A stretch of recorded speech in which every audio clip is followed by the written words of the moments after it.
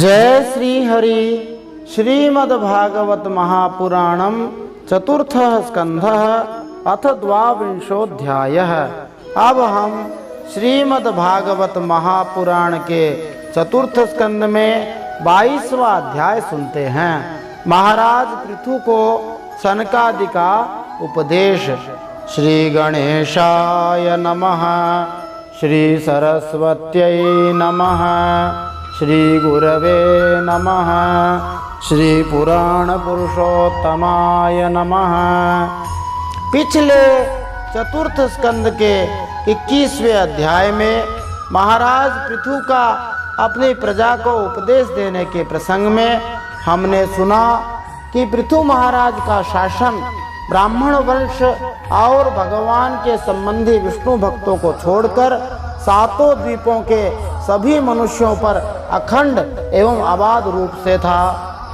पृथु महाराज अपनी प्रजा को बड़ा ही सुंदर भाषण देते हैं। एक उत्तम भाषण में क्या क्या विशेषताएं होनी चाहिए, तो एक उत्तम भाषण बड़ा ही सुंदर विचित्र पदों से युक्त, स्पष्ट, मधुर, गंभीर एवं निशंक होना चाहिए।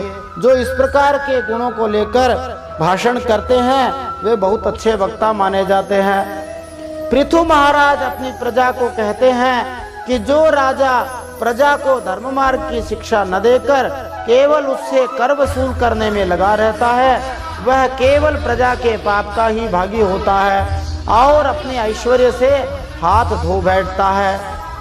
पृथु महाराज अपनी प्रजा को कहते हैं कि मनु महाराज, उत्तानपाद, महीपति ध्रुव, राजर्षि प्रियव्रत, हमारे दादा अंग, ब्रह्मा जी, शिव जी, प्रहलाद महाराज, बलि और इसी कोटि के अन्यान्य महानुभावों के संतों के मत में यही बात निकलती है कि धर्म, अर्थ, काम, मोक्ष, इन चारों पुरुषार्थों की तथा स्वर्ग और मोक्ष के स्वाधीन नियामक कर्म फल के दाता रूप से भगवान गदाधर की ही आवश्यकता है। माने भगवान श्री हरि ही सभी प्रकार के कर्मों के फल देने वाले हैं। इसलिए एक भक्त को सदा ही निश्चिंत रहना चाहिए।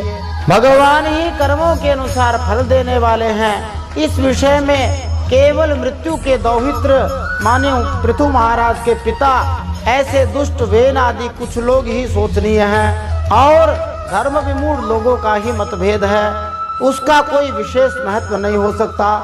बढ़िया बात कहते हैं कि जिस बात को अनेक महात्माओं ने अनुभव करके कहा, जिस बात को सनकादि मुनि, ब्रह्मा जी, शिव जी सभी कह रहे हैं, उसी बात का महत्व होता है।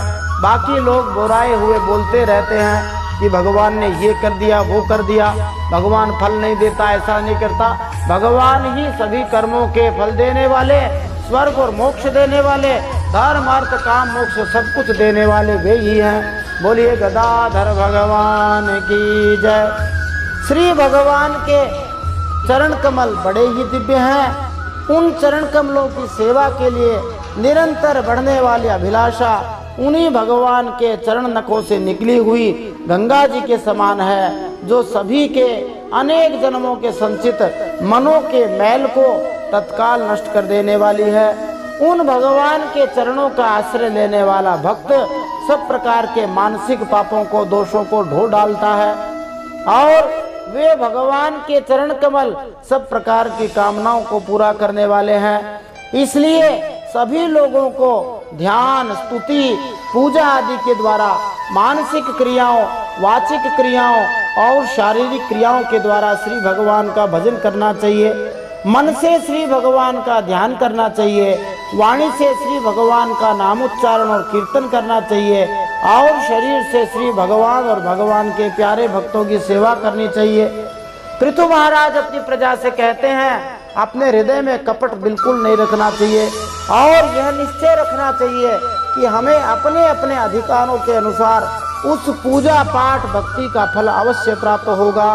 ये बड़ा अच्छा आश्वासन पृथु महाराज अपनी प्रजा को दे रहे हैं, हम सभी भक्तों को दे रहे हैं। भगवान की भक्ति कभी भी बेकार नहीं जाती, इसलिए सदा ही विश्वास पूर्वक भगवान की भक्ति करते ही रहना चाहिए। भगवान की भक्ति में उत्साह, निश्चय और धैर्य, ये तीनों ही आवश्यक हैं। भगवान का एक भी नाम बिना फल दिए जाने वाला नहीं है, इसलिए श्री भगवान का नाम लेते रहना चाहिए और उनकी कथा सुनते ही रहना चाहिए। पृथु महाराज प्रजाजन से कहते हैं कि आप लोग इस प्रकार से सभी यज्ञ भोक्ताओं के अधीश्वर सर्वगुरु भगवान श्री हरि का एक निष्ठ भाव से अपने अपने धर्म के द्वारा निरंतर पूजन करते रहते हैं तो आप उस पर बड़ी कृपा करते हैं। मानो राजा पृथु ये कहना चाह रहे हैं कि यदि कोई भक्ति करता है तो उसका फल सभी लोगों को मिलता है, राजा को भी उसका फल मिलता है। जिस राजा के राज्य में धर्मात्मा लोग, महात्मा लोग भगवान की भक्ति करने वाले होते हैं, वह राजा बहुत उन्नति करता है। पृथु महाराज अंत में कहते हैं कि ब्राह्मण कुल, गाय और भक्तों के सहित श्री भगवान मुझ पर सदा ही प्रसन्न रहे। ये तीनों यदि प्रसन्न रहे तो फिर कोई बात की कमी नहीं रहती। आज हम श्रीमद् भागवत महापुराण के चतुर्थ स्कंद के 22वें अध्याय में पृथु महाराज को सनकादि का उपदेश सुनने के प्रसंग में इन प्रश्नों के उत्तर प्राप्त कर सकते हैं। संत महात्माओं का किस प्रकार आदर करना चाहिए, कौन से गृहस्थ धनहीन होने पर भी धनवान है, धन्य है, जिन घरों में कभी भगवत भक्त नहीं पधारते वे घर कैसे होते हैं। पृथु महाराज सनकादि से क्या पूछते हैं, सत्पुरुषों का समागम श्रोता और वक्ता दोनों को ही अभिमत क्यों होता है। सनत कुमार जी कल्याण का क्या साधन निश्चित करके बताते हैं। अपने आप अपना नाश करना, इसका क्या तात्पर्य है। इस लोक में जीव की सबसे बड़ी हानि कौन सी है। पृथु महाराज के 5 पुत्रों के नाम क्या थे। तो आइए इन सब प्रश्नों के उत्तर आज के इस चतुर्थ स्कंद के 22वें अध्याय में प्राप्त करते हैं। जय श्री हरि। नारायणं नमस्कृत्य नरं चैव नरोत्तमं देवीं सरस्वतीं व्यासं ततो जयमुदीरयेत्। भगवान श्री नरनारायण को प्रणाम करते हुए, श्री गणेश जी भगवान को प्रणाम करते हुए, सरस्वती माता को प्रणाम करते हुए, भगवान वेदव्यास को प्रणाम करते हुए, हृदय आराध्य श्री हरिचरणों में प्रणाम करते हुए, भगवत स्वरूप श्रीमद् भागवत को प्रणाम करते हुए, श्री सुखदेव मुनि और परीक्षित महाराज को प्रणाम करते हुए, भगवान श्री हरि के अंशावतार पृथु महाराज को और सनकादि मुनियों को प्रणाम करते हुए, अनंत कोटि सब संत महात्माओं को प्रणाम करते हुए अब हम श्रीमद् भागवत महापुराण के चतुर्थ स्कंद में पृथु चरित्र सुनते हुए 22वां अध्याय सुनते हैं। श्रीमद् भागवत महापुराणम चतुर्थ स्कंधः अथ 22वाध्यायः। महाराज पृथु को सनकादि का उपदेश। मैत्रेय उवाच जनेषु प्रगृह्णत्स्वेवं पृथुं पृथुलविक्रमं तत्रोपजग्मुर्मुनयः चत्वारः सूर्यवर्चसः तांस्तु सिद्धेश्वरान् राजा व्योम्नोऽवतरतोर्चिषा लोकान् पापान् कुर्वत्या सानुगोचष्टलक्षितान्। मैत्रेय जी विदुर जी से कहते हैं, जिस समय प्रजाजन परम पराक्रमी पृथ्वीपाल पृथु महाराज की इस प्रकार प्रार्थना कर रहे थे, उसी समय वहां सूर्य के समान तेजस्वी 4 मुनीश्वर आए। राजा और उनके अनुचरों ने देखा तथा पहचान लिया कि वे सिद्धेश्वर अपनी दिव्य कांति से संपूर्ण लोगों को पाप निर्मुक्त करते हुए आकाश से उतर कर आ रहे हैं। तद्दर्शनोद्गतान् प्राणान् प्रत्यादित् सूर्योत्थितः सदस्यानुगो वैन्य इन्द्रियेषु गुणानिव गौरवाद्यन्त्रितः सभ्यः प्रश्रयानत कंधरः विधिवत् पूजयान् चक्रे गृहीताध्यर्हणासनान्। राजा के प्राण सनकादिकों का दर्शन करते ही जैसे विषयी जीव विषयों की ओर दौड़ता है, उनकी ओर चल पड़े, मानो उन्हें रोकने के लिए ही वे अपने सदस्यों और अनुयायियों के साथ एकाएक उठकर खड़े हो गए। जब वे मुनिगण अर्घ्य स्वीकार कर आसन पर विराजमान हो गए, तब पृथु महाराज उनके गौरव से प्रभावित होकर विनयवश गर्दन झुकाए हुए उनकी विधिवत पूजा करने लगे। तत्पादशौच सलिलैर्मार्जितालकबन्धनः तत्र शीलवतामृतमाचरन् मानयन्निव आटकासनयासीनान् स्वधिष्णेष्विव पावकान् श्रद्धा संयम संयुक्तः प्रीतः प्राह भवाग्रजान्। फिर उनके चरणों तक को अपने सिर के बालों पर छिड़का। इस प्रकार शिष्ट जनोचित आचार का आदर तथा पालन करके उन्होंने यही दिखाया कि सभी सत्पुरुषों को ऐसा व्यवहार करना चाहिए। सनकादि मुनीश्वर भगवान शंकर के भी अग्रज हैं। सोने के सिंहासन पर वे ऐसे शोभित हुए जैसे अपने अपने स्थानों पर अग्नि देवता। महाराज पृथु ने बड़ी श्रद्धा और संयम के साथ प्रेम पूर्वक उनसे कहा। पृथुरुवाच अहो आचरितं किं मे मंगलम मंगलायनाः यस्य वो दर्शनं यासीत् दुर्दर्शानां च योगिभिः किं तस्य दुर्लभतरमिह लोके परत्र च यस्य विप्राः प्रसीदन्ति शिवो विष्णुश्च सानुगः।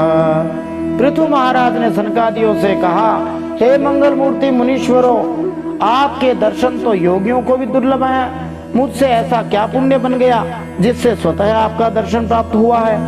जिस पर ब्राह्मण तथा अनुचरों सहित भगवान शंकर या विष्णु भगवान प्रसन्न हो, उसके लिए इहलोक और परलोक में कौन सी वस्तु दुर्लभ है। नैव लक्षयते लोको लोकान् पर्यटतोऽपि यान् यथा सर्वदृशं सर्व आत्मानं यस्य हेतवः अधनापि ते धन्यः साधवो गृहमेधिनः यद् गृहाह्यर्हवर्याम्बो तृणभूमीश्वरावराः। इस दृश्य प्रपंच के कारण महत्त्वादि यद्यपि सर्वगत हैं तो भी वे सर्वसाक्षी आत्मा को देख नहीं सकते। इसी प्रकार यद्यपि आप समस्त लोकों में विचरते रहते हैं तो भी जो अधिकारी नहीं होते उनको आपका दर्शन नहीं हो पाता। जिनके घरों में आप जैसे पूज्य महात्मा उनके जल तृण पृथ्वी गृह स्वामी अथवा सेवक आदि किसी अन्य पदार्थ को स्वीकार कर लेते हैं, वे गृहस्थ भले ही धनहीन हो फिर भी वे धन्य हैं। व्यालालय द्रुमा वैतेप्यरिक्ता अखिल संपदः यद गृहास्तीर्थ पादीय पाद तीर्थ विवर्जिताः स्वागतं वो द्विज श्रेष्ठा यद्व्रतानि मुमुक्षवः चरन्ति श्रद्धया धीरा बाला एव बृहन्ति च। जिन घरों में कभी कभार भगवत भक्तों के परम पवित्र चरणों तक के छींटे नहीं पड़े, वे सब प्रकार की रिद्धि सिद्धियों से भरे होने पर भी ऐसे वृक्षों के समान हैं जिन पर सांप रहते हैं। आपका स्वागत है मुनीश्वरों। आप लोग तो बाल्यावस्था से ही मुमुक्षुओं के मार्ग का अनुसरण करते हुए एकाग्र चित्त से ब्रह्मचर्यादि महान व्रतों का बड़ी श्रद्धा से आचरण कर रहे हैं। कच्चिन्न कुशलम नाथा इंद्रियार्थार्थ वेदिनाम व्यसनावापये तस्मिन् पतितानां स्वकर्मभिः भवत्सु कुशल प्रश्न आत्मा रामेषु नेष्यते कुशला कुशला यत्र न सन्ति मतिवृत्तयः। स्वामियों, हम लोग अपने कर्मों के वशीभूत होकर विपत्तियों के क्षेत्र रूप इस संसार में पड़े हुए केवल इंद्रिय संबंधी भोगों को ही परम पुरुषार्थ मान रहे हैं। सो क्या हमारे निस्तार का भी कोई उपाय है? आप लोगों से कुशल प्रश्न करना ठीक नहीं, क्योंकि आप निरंतर आत्मा राम हैं। आप में यह कुशल है और यह अकुशल है, इस प्रकार की वृत्तियां ही नहीं होती। तदहं कृत विश्रम्भः सुहृदो वस्तपस्विनां संपृच्छे भवये तस्मिन् क्षेमः केनाञ्जसा भवेत् व्यक्तमात्मवतामात्मा भगवान् आत्मभावनः स्वानाम् अनुग्रहाये मां सिद्धरूपे चरत्यजः। आप संसारानल से संतप्त जीवों के परम सुहृद हैं, इसलिए आपसे विश्वास करके मैं यह पूछता हूँ कि संसार में मनुष्य का किस प्रकार सरलता से कल्याण हो सकता है। यह निश्चय है कि जो आत्मवान धीर मनुष्यों में आत्मा रूप से प्रकाशित होते हैं और उपासकों के हृदय में अपने स्वरूप को प्रकट करने वाले हैं, वे अजन्मा भगवान श्रीमन नारायण ही अपने भक्तों पर कृपा करने के लिए आप जैसे सिद्ध भक्तों के रूप में इस पृथ्वी पर विचरा करते हैं। जो भगवान के प्यारे भक्त हैं वे भगवान के ही स्वरूप हो जाते हैं। मैत्रेय उवाच पृथोस्तत्सूक्तमाकर्ण्य सारं सुष्ठुमितं मधु स्मयमान इव प्रीत्या कुमारः प्रत्युवाचः। सनत्कुमार उवाच साधु पृष्ठं महाराज सर्वभूतहितात्मना भवता विदुषा चापि साधूनां मतिरीदृशी। श्री मैत्रेय जी विदुर जी से कहते हैं, पृथु महाराज के ये युक्ति युक्त गंभीर परिमित और मधुर वचन सुनकर श्री सनत कुमार जी बड़े प्रसन्न हुए और मुस्कुराते हुए कहने लगे। सनत कुमार जी ने पृथु महाराज से कहा, आपने सब कुछ जानते हुए भी समस्त प्राणियों के कल्याण की दृष्टि से बड़ी अच्छी बात पूछी है। सच है, साधु पुरुषों की बुद्धि ऐसी ही हुआ करती है, वे सब कुछ जानते हुए भी अपने मन में अभिमान नहीं रखते। संगमः खलु साधूनाम उभयेषां च सम्मतः यत् संभाषण संप्रश्नः सर्वेषां वितनोतिशम्। संत महात्माओं का समागम श्रोता और वक्ता दोनों का ही अभिमत होता है, दोनों को ही इससे लाभ होता है, क्योंकि उनके प्रश्नोत्तर सभी का कल्याण करते हैं। अब यहाँ से सनकादि इंद्रवंशा मिश्र वंशस्थ छंद के अंदर जो उपजाति का ही एक भेद है, गायन शैली के द्वारा पृथु महाराज को उपदेश प्रदान करते हैं। अस्त्येव राजन् भवतो मधुद्विषः पादारविन्दस्य गुणानुवादने रतिर्दुरापा विधुनोति नैष्ठिकी कामं कषायं मलमन्तरात्मनः। श्री मधुसूदन भगवान के चरणों के गुणानुवाद में ही आपकी अविचल प्रीति है। हर किसी को ऐसा प्राप्त होना बहुत कठिन है, और भगवान में प्रीति हो जाने पर यह हृदय के भीतर रहने वाले उस वासना रूप मल को सर्वथा नष्ट कर देती है, जो और किसी उपाय से जल्दी नहीं छूटता। शास्त्रेष्वियानेव सुनिश्चितो नृणां क्षेमस्य साध्र्यं विमृशेषु ये तो असंगयात्मा व्यतिरिक्त आत्मनि दृढ़ारतिर्ब्रह्मणि निर्गुणे चया। शास्त्र जीवों के कल्याण के लिए भली भांति विचार करने वाले हैं। उनमें आत्मा से भिन्न देह आदि के प्रति वैराग्य तथा अपने आत्मस्वरूप निर्गुण ब्रह्म में सुदृढ़ अनुराग होना, यही कल्याण का साधन निश्चित किया गया है। और शास्त्रों का क्या निश्चय है, किस प्रकार से भगवान में अनायास प्रीति हो जाती है, उसके बहुत सारे उपाय सनकादि मुनि बताते हैं 4 श्लोकों के अंदर। सा श्रद्धया भगवत धर्मचर्यया जिज्ञासयाध्यात्मिक योग निष्ठया योगेश्वरोपासनया च नित्यं पुण्यश्रवः कथया पुण्यया च। शास्त्रों ने क्या निश्चय किया है, गुरु और शास्त्र के वचनों में विश्वास रखने से, भागवत धर्मों का आचरण करने से, तत्व की जिज्ञासा से, ज्ञान योग की निष्ठा से, योगेश्वर भगवान श्री हरि की उपासना से, नित्य प्रति पुण्य कीर्ति श्री भगवान की पावन कथाओं को सुनने से, और कौन से उपाय, अर्थेन्द्रिया रामस गोष्ठ्य तृष्णया तत्सम्मतानामपरिग्रहेण च विवेकरुच्या परितोष आत्मन् विना हरेर्गुण पीयूष पानात्। जो लोग धन और इंद्रियों के भोगों में ही लगे हैं, उनकी गोष्ठी में प्रेम न रखने से, इन्हें प्रिय लगने वाले पदार्थों का आसक्ति पूर्वक संग्रह न करने से, भगवत गुणों के अमृत का पान करने के अलावा अन्य समय अपनी आत्मा में ही संतुष्ट रहते हुए एकांत सेवन में प्रेम रखने से भगवान में प्रेम हो जाता है। और कौन से उपाय, अहिंसया पारमहंस्यचर्यया स्मृत्या मुकुन्दा चरिताग्र्यसेधुना यमैरकामैर्नियमैश्चाप्यनिन्दया निरीहया द्वन्द्वतितिक्षया च।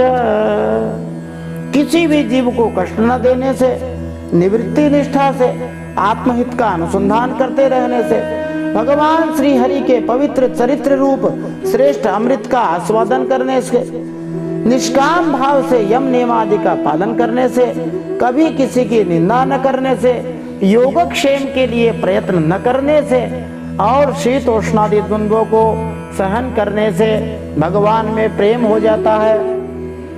निवृत्ति का अर्थ मोक्ष होता है, संसार में रुचि न होना। योग और क्षेम का अर्थ है अपने जीवन निर्वाह की भी परवाह न करने से। और कौन से उपाय?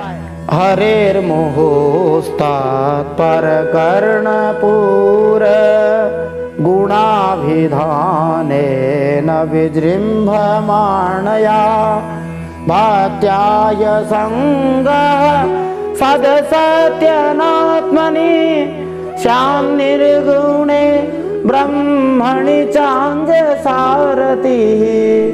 भक्तों के कानों को सुख देने वाले श्री हरि गुणों का बार बार वर्णन करने से और बढ़ते हुए भक्ति भाव से मनुष्य का कार्य कारण रूप संपूर्ण जड़ प्रपंच से वैराग्य हो जाता है और आत्म स्वरूप निर्गुण परब्रह्म में अनायास ही उसकी प्रीति हो जाती है।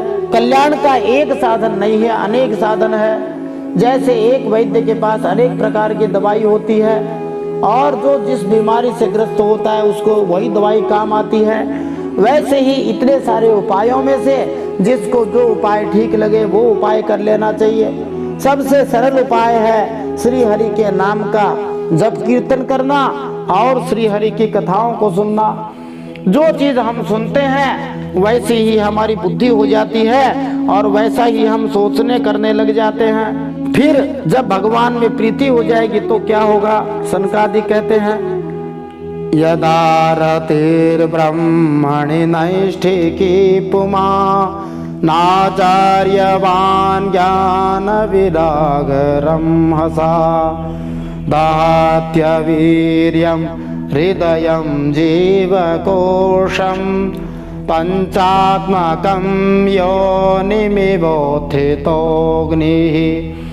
भगवान में सुदृढ़ प्रीति हो जाने पर मनुष्य सद्गुरु की शरण लेता है। फिर ज्ञान और वैराग्य के प्रबल वेग के कारण वासना शून्य हुए अपने अविद्यादि 5 प्रकार के क्लेशों से युक्त अहंकारात्मक अपने लिंग शरीर को वह उसी प्रकार भस्म कर देता है जैसे अग्नि लकड़ी से प्रकट होकर फिर उसी लकड़ी को जला डालती है।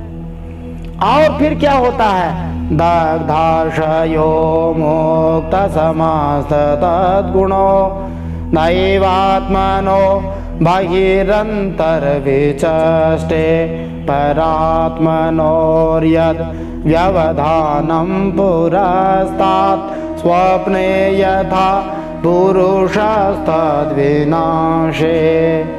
इस प्रकार लिंग देह का नाश हो जाने पर वह उसके कर्तृत्वादि सभी गुणों से मुक्त हो जाता है। फिर तो जैसे स्वप्नावस्था में तरह तरह के पदार्थ देखने पर भी उससे जागने के बाद उनमें कोई चीज दिखाई नहीं देती, वैसे ही वह मनुष्य शरीर के बाहर दिखाई देने वाले घटपट आदि और भीतर अनुभव होने वाले सुख दुख आदि को भी नहीं देखता।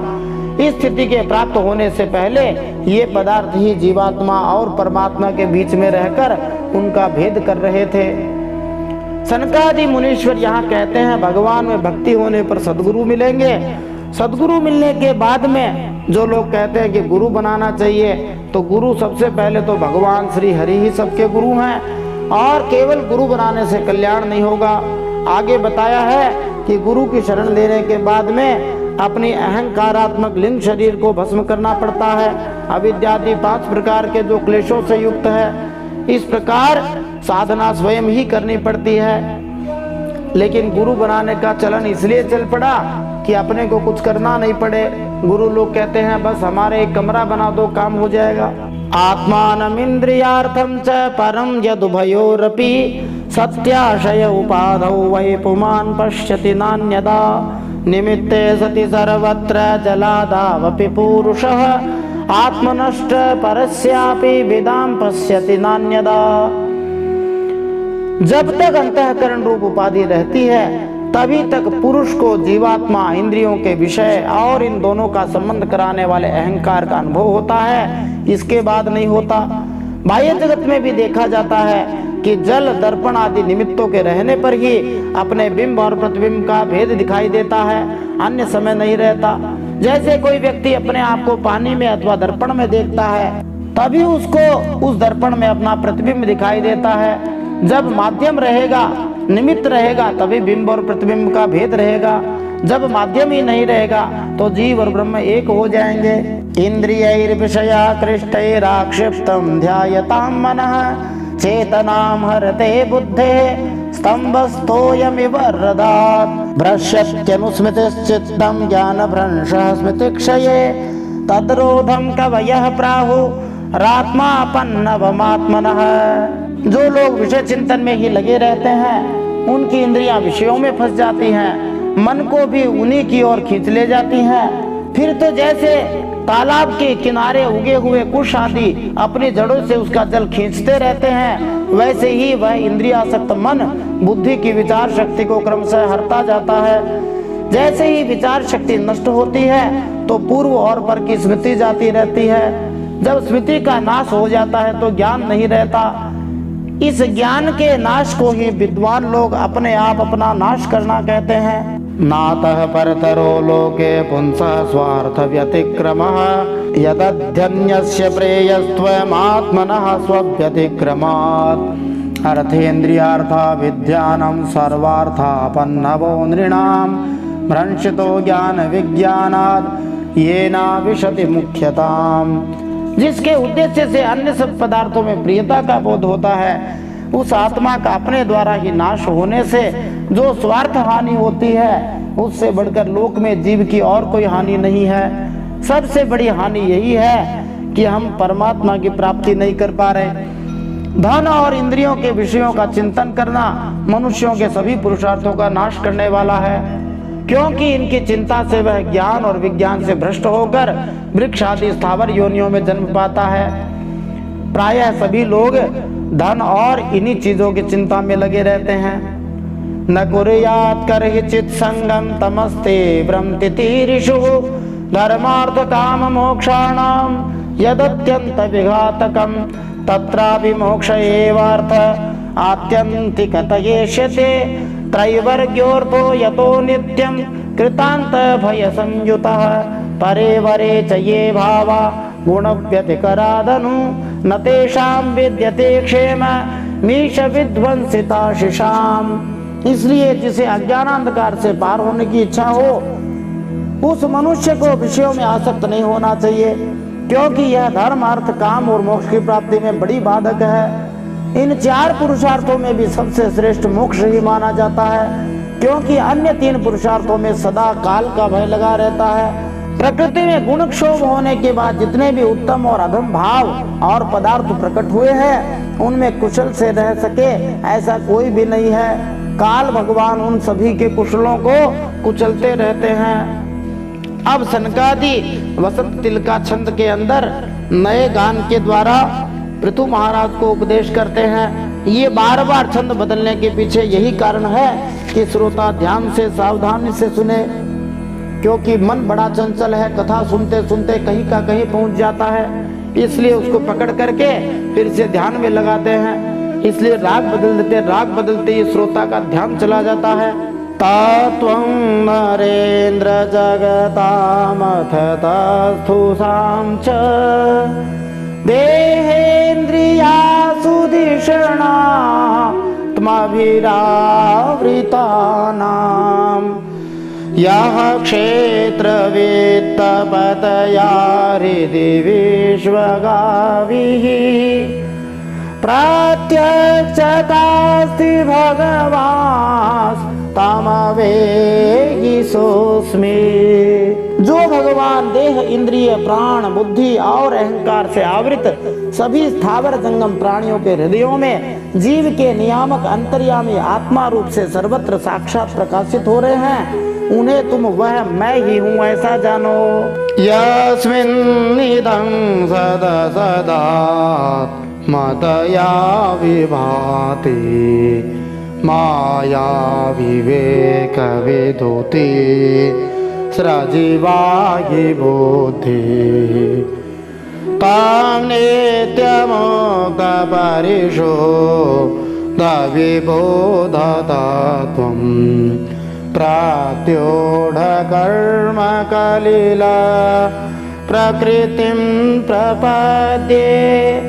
जिस प्रकार माला का ज्ञान हो जाने से उसमें सर्प बुद्धि नहीं रहती, वैसे ही विवेक हो जाने पर जिसका कहीं पता नहीं लगता, ऐसा यह मायामय प्रपंच जिसमें कार्य कारण रूप से प्रतीत हो रहा है और जो स्वयं कर्मफल कलुषित प्रकृति से परे हैं, उस नित्य मुक्त निर्मल और ज्ञान स्वरूप परमात्मा को मैं प्राप्त हो रहा हूँ ऐसा मानना चाहिए। यत्पाद पंकज पलाश विलास भक्त्या कर्माशयं ग्रथितमोद्गतयन्ति सन्तः तद्वन्नरिक्तमतयो यतयो विरुद्ध स्रोतो गणास्तमरणं भज वासुदेवम्।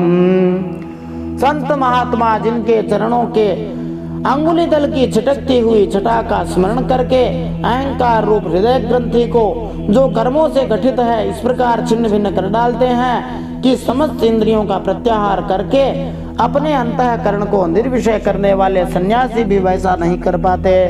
तुम उन सर्वाश्रय भगवान वासुदेव का भजन करो। सब लोग यही कहते हैं भजन करो।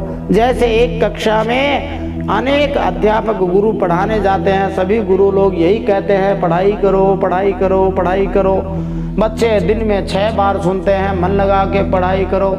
वैसे सभी संत महात्मा शास्त्र यही कहते हैं मन लगा के भजन करो भजन करो भजन करो भजन करो, भगवान वासुदेव का भजन करो, यही कहते हैं। कृच्छ्रो महानिह भवार्णवमाप्लवेशां षड्वर्गनाक्रम सुखेन तितीर्षन्ते तात्वं हरेर्भगवतो भजनीयमङ्घ्रिं कृत्वोडुपं व्यसनमोत्तरदोस्तरार्णम्।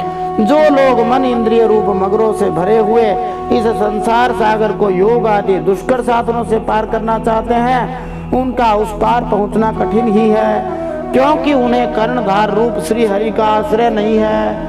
अतः तुम तो भगवान के आराधनीय चरण कमलों को नाव बनाकर अनायास ही इस दुस्तर समुद्र को पार कर लो। बहुत बढ़िया बात कह रहे हैं कि जिनको योग आदि कठिन साधनों से पार होना है वे पार नहीं हो सकते, क्योंकि वास्तव में पार होना श्री हरि के आश्रित होने से ही हो सकता है। जहाँ पर नाव मिल जाए बढ़िया और नाव को चलाने वाले श्री हरि जी मिल जाए, फिर तो कहना ही क्या है। मैत्रेय उवाच स एवं ब्रह्मपुत्रेण कुमारेणात्ममेधसा दर्शितात्मगति सम्यक् प्रशस्यो वाच तन्नृपः। राजोवाच कृतो मेऽनुग्रह पूर्वं हरिणार्थानुकम्पिना तमापादयितुं ब्रह्मन् भगवन् यूयमागताः। श्री मैत्रेय जी कहते हैं, विदुर जी, ब्रह्मा जी के पुत्र आत्मज्ञानी सनत कुमार जी से इस प्रकार आत्म तत्व का उपदेश प्राप्त करके पृथु महाराज ने उनकी बहुत प्रशंसा करते हुए कहा, हे भगवान दीन दयाल, श्री हरि ने मुझ पर पहले कृपा की थी, उसी को पूर्ण करने के लिए आप लोग पधारे हैं। भगवान ने कहा था कि सनकादि आपको उपदेश देंगे, आपने कृपा करके मुझे दर्शन दिए। निष्पादितश्चकार्ष्णेन भगवद्भिर्घृणालुभिः साधुच्छिष्टं हि मे सर्वमात्मना सह किं ददे। प्राणादारः सुता ब्रह्मन् गृहाश्च सपरिच्छदाः राज्यं बलं महीकोश इति सर्वं निवेदितम्। आप लोग बड़े ही दयालु हैं। जिस कार्य के लिए आप लोग पधारे थे उसे आप लोगों ने अच्छी तरह संपन्न कर दिया। अब इसके बदले में मैं आपको क्या दूं? मेरे पास तो शरीर और इसके साथ जो कुछ है वह सब महापुरुषों का ही प्रसाद है। प्राण, स्त्री, पुत्र, सब प्रकार की सामग्रियों से भरा हुआ भवन, राज्य, सेना, पृथ्वी और कोष, ये सब कुछ आप ही लोगों का है। अतः आपके ही श्री चरणों में अर्पित करते हैं। सैनापत्यम च राज्यम च दंड नेतृत्वमेव च सर्वलोकाधिपत्यम च वेद शास्त्र विदर्हति स्वमेव ब्राह्मणो भुङ्क्ते स्वं वस्ते स्वं ददाति च तस्यैवानुग्रहेणान्नं भुञ्जते क्षत्रियादयः। वास्तव में सेनापतित्व, राज्य, दंड विधान और संपूर्ण लोकों के शासन का अधिकार वेद शास्त्रों के ज्ञाता ब्राह्मणों को ही है। ब्राह्मण अपना ही खाता है, अपना ही पहनता है, अपनी ही वस्तु दान देता है। दूसरे क्षत्रिय आदि तो उसी की कृपा से अन्न खाने को पाते हैं। यैरीदृशी भगवतो गतिरात्मवादे एकान्ततो निगमिभिः प्रतिपादितानः तुष्यन्त्वदभ्रकरुणा स्वकृतेन नित्यम् को नाम तत्प्रतिकरोति विनोद पात्रम। आप लोग वेद के पारगामी हैं। आपने अध्यात्म तत्व का विचार करके हमें निश्चित रूप से समझा दिया है कि भगवान के प्रति इस प्रकार की अभेद भक्ति ही उनकी उपलब्धि का प्रधान साधन है। आप लोग परम कृपालु हैं, अतः अपने इस दीनोद्धार रूप कर्म से ही सर्वदा संतुष्ट रहें। आपके इस उपकार का बदला कोई क्या दे सकता है? उसके लिए प्रयत्न करना भी अपनी हंसी कराना ही है। संत महात्मा दूसरों के घरों में जाकर के और भगवान के नामों का गुणगान करते हैं, कीर्तन करते हैं, उनका मूल्य कोई चुका नहीं सकता है। मैत्रेय उवाच त आत्मयोगपतय आदिराजेन पूजिताः शीलं तदीयं शंसन्तः खे भुवन्मिषतां नृणां वैन्यस्तु धुर्यो महतां संस्थित्याध्यात्मशिक्षया आप्तकाममिवात्मानं मेन आत्मन्यवस्थितः। मैत्रेय जी विदुर जी से कहते हैं, फिर पृथु महाराज ने सनकादि की पूजा की और वे उनकी शील की प्रशंसा करते हुए सब लोगों के सामने ही आकाश मार्ग से चले गए। बोलिए सनकादि मुनीश्वरों की जय। महात्माओं में अग्रगण्य पृथु महाराज उनसे आत्मोपदेश पाकर चित्त की एकाग्रता से आत्मा में ही स्थित रहने के कारण अपने को कृतकृत्य सा अनुभव करने लगे। कर्माणि च यथा कालं यथा देशं यथा बलं यथोचितं यथा वित्तम् अकरोत् ब्रह्मसात्कृतं फलं ब्रह्मणि विन्यस्य निर्विशङ्गः समाहितः कर्माध्यक्षं च मन्वान आत्मानं प्रकृतिः परम्। वे ब्रह्मार्पण बुद्धि से समय, स्थान, शक्ति, न्याय और धन के अनुसार सभी कर्म करते थे। इस प्रकार एकाग्र चित्त से समस्त कर्मों का फल भगवान को अर्पण करके आत्मा को कर्मों का साक्षी एवं प्रकृति से अतीत देखने के कारण वे सर्वथा निर्लिप्त रहे। गृहेषु वर्तमानोऽपि ससाम्राज्य श्रियान्वितः नासज्जतेन्द्रियार्थेषु निरहं मतिरर्कवत् एवमध्यात्म योगेन कर्माण्यनुसमाचरन् पुत्रानुत्पादयामास पंचार्चिष्यात्म सम्मतान्। जिस प्रकार सूर्य भगवान सर्वत्र प्रकाश करने पर भी वस्तुओं के गुण दोष से निर्लेप रहते हैं, वैसे ही सार्वभौम साम्राज्य लक्ष्मी से संपन्न गृहस्थाश्रम में रहते हुए भी अहंकार शून्य होने के कारण वे इंद्रियों के विषयों में आसक्त नहीं हुए। इस प्रकार आत्मनिष्ठा में स्थित होकर सभी कर्तव्य कर्मों का यथोचित रीति से अनुष्ठान करते हुए पृथु महाराज ने अपनी भार्या आर्ची के गर्भ से अपने समान 5 पुत्र उत्पन्न किए। विजिताश्वम धूम्रकेशम हर्यक्षम द्रविणम वृकम सर्वेषां लोकपालानां दधारैकः पृथुर्गुणान् गोपीथाय जगत् सृष्टेः काले स्वे स्वेच्युतात्मकः मनोवाग्वृत्तिभिः सौम्यैर्गुणैः संरञ्जयन् प्रजाः राजेत्यथान् नामधेयं सोमराजैवापरः सूर्यवद् विसृजन् गृह्णन् प्रतपश्च भुवो वसु। उन 5 पुत्रों के नाम विजिताश्व, धूम्रकेश, हर्यक्ष, द्रविण और वृक्ष थे। पृथु महाराज भगवान के अंश थे। समय समय पर जब जब आवश्यक होता था जगत के प्राणियों की रक्षा के लिए अकेले ही समस्त लोकपालों के गुण धारण किया करते थे। अपने उदार मन प्रिय और हितकर वचन, मनोहर मूर्ति और सौम्य गुणों के द्वारा प्रजा का रंजन करते रहने से दूसरे चंद्रमा के समान उनका राजा यह नाम सार्थक हुआ। राजा वही होता है जो प्रजा का रंजन करे, आनंद दे। सूर्य जिस प्रकार गर्मी में पृथ्वी का जल खींचते हैं, वर्षा काल में उसे पुनः पृथ्वी पर बरसा देते हैं तथा अपनी किरणों से सबको ताप पहुंचाता है, वैसे ही कर रूप से प्रजा का धन लेकर उसे दुष्काल माने अकाल आदि के समय मुक्त हाथों से प्रजा के हित में लगा देते थे और सब पर अपना प्रभाव भी जमाए रखते थे। दुर्धर्षस्तेजसे वाग्निर्महेन्द्र इव दुर्जयः तितिक्षया धरित्रीव द्यौरिवाभीष्टदो नृणां वर्षति स्म यथा कामं पर्जन्य इव तर्पयन् समुद्र इव दुर्बोध सत्वेनाचलराडिव। पृथु महाराज तेज में अग्नि के समान दुर्धर्ष, इंद्र के समान अजेय, पृथ्वी के समान क्षमाशील, स्वर्ग के समान मनुष्यों की समस्त कामनाएं पूर्ण करने वाले थे। समय समय पर प्रजाजनों को तृप्त करने के लिए वे मेघ के समान उनके अभीष्ट अर्थों को खुले हाथों से लुटाते रहते थे। समुद्र के समान गंभीर और पर्वतराज सुमेरु के समान धैर्यवान भी थे। धर्मराडिव शिक्षायाम आश्चर्ये हिमवानिव कुबेर इव कोषाढ्यो गुप्तार्थो वरुणो यथा मातरिष्वेव सर्वात्मा बलेन सहसौजसा अभिषयतया देवो भगवान भूतराडिव कंदर्प इव सौंदर्ये मनस्वी मृगराडिव वात्सल्ये मनुवंद्रीणां प्रभुत्वे भगवान जह।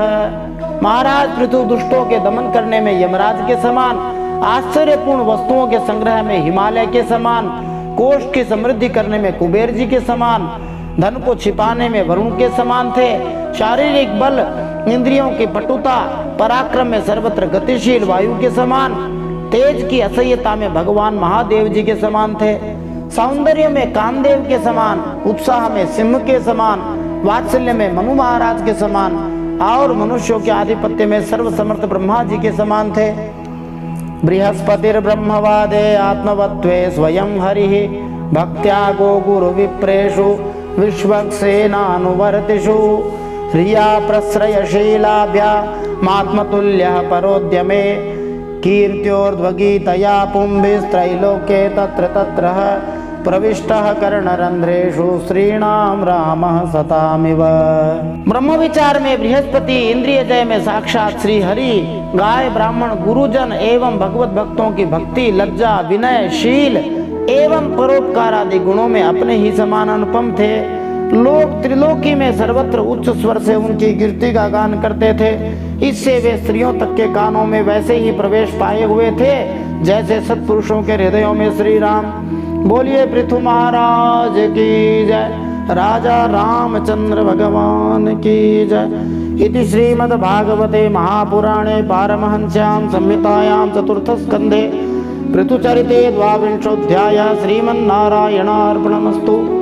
इस प्रकार श्रीमद्भागवत महापुराण परमहंसों की संहिता चतुर्थ स्कंध में पृथुचरित में 22वां अध्याय भगवान श्रीमन्नारायण के चरणों में समर्पित हो।